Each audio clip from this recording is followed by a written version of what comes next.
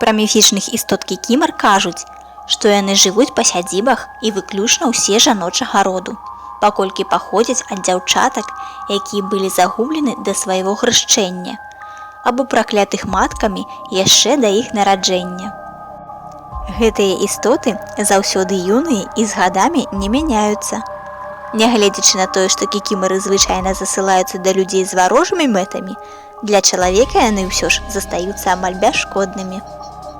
Кікімары збіраюцца пераважна ў дамах, дзе адбылося пракляцце ці забойства дзіцяці і дзе паблізу схаваны трупік. У хаце іх звычайна месцазнаходжання на печы ці ў падпечку, куды яны небачна спускаюцца. Зрэдку, кажуць, кікімары набываюць чалавечы выгляд, і ў гэтыя рэдкія моманты іх няцяжка злавіць і разгледзець. Калі выстрыгчы на цемені ў кікімары валасы крыж-накрыж, яна назаўсёды застанецца чалавекам і будзе расці, як звычайнае дзіця, хоць у будучым не пазбегне разнастайных недахопаў.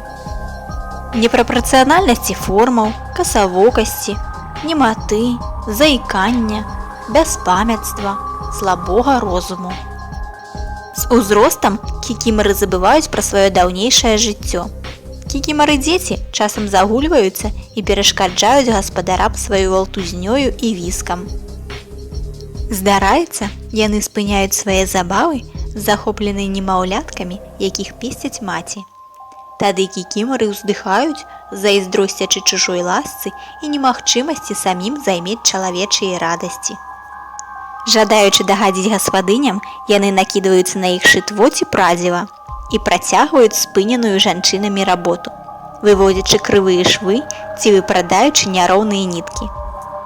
Раніцай гаспадыні з дакорам і нават лаянкаю выпраўляюць сапсаванае рукадзелле, што вельмі засмучае бедных кікімар.